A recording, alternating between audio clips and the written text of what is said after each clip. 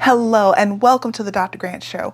If you have been finding that you forget things as soon as you walk into a room, if you're finding that the joy in your job has left you, you may be experiencing burnout. There are three types. Type number one is overload burnout. Type number two, spiritual burnout. Type number three, neglect burnout. Let's go.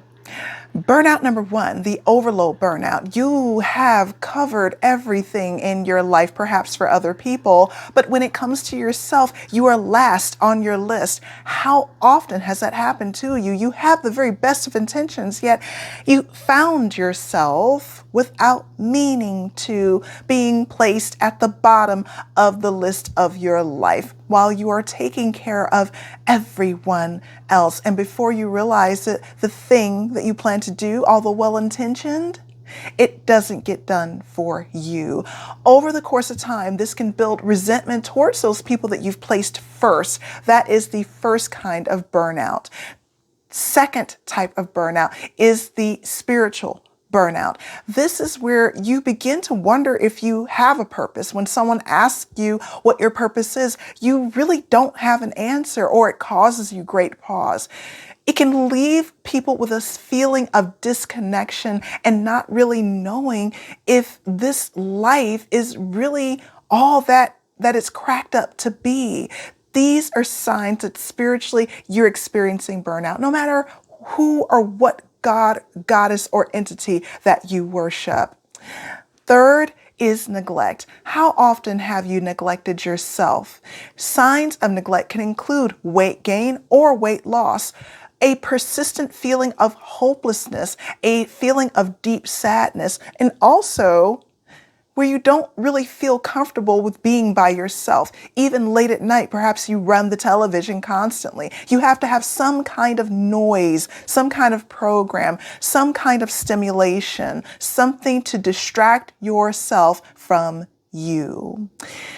The fix to all of these areas of burnout, overload burnout, ask yourself, what is the most important single thing you have to get done today, and focus exclusively on that. Then when you're done with that, write down either in a notepad or your phone, how long did that task take? Is this a task that is often on your calendar? And then evaluate, do you really need to be doing that task, or could you outsource it? And go through the top 3 things that you have for that day.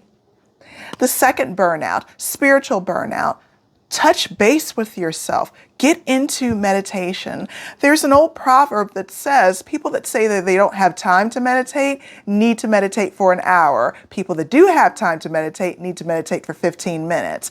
If you are in team 1, it is extremely important for you to take time to have that quiet. Now, if you do not know how to meditate, or if your last experience with meditation was less than stellar, we know how to help our clients with that. Very often they have the wrong expectations of meditation and often make several key mistakes that keep them from meditating effectively and reaping those brain, mind, body benefits. But once they learn how to do it in less than a few minutes, their whole lives transform. The third burnout of neglect, that good friend of all of us. If you are neglecting yourself, you may be on the team of team perfectionists. That's okay. Yeah, I am the president, and you may find friends.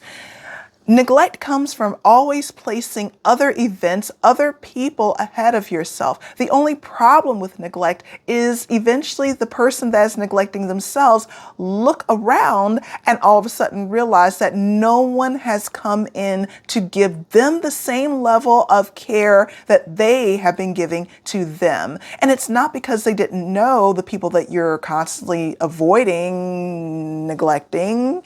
It's because they can't read your mind. Somewhere deep down inside, a lot of the clients that I talk to hope that the same level of attention and lack of neglect that they give will be returned back to them, but rarely it does. And once again, this breeds up resentment.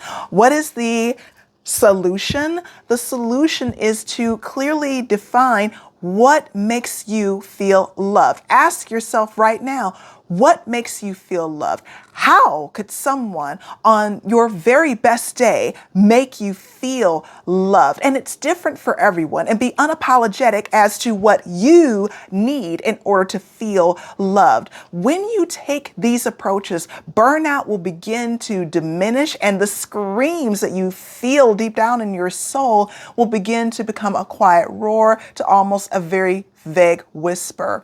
If you want these kinds of results, if you simply want peace, that's something that we specialize here in, because my clients, that was their story. They often found that it wasn't that they didn't know how to balance eating right, exercising right. It was here. They didn't have a deep sense of peace. They didn't know which areas were important. They didn't know that they were even burnt out. So hop on a call, reach out to me, text 312-601-8510, and let's just have a good old-fashioned sit-down chat. Let's take the time together. Give yourself the time that maybe you wish someone would give you, and find out where are these hidden blind spots that you've never had a chance to see because you've been running so much and you didn't even know you were burnt out. Much love to you. Bye.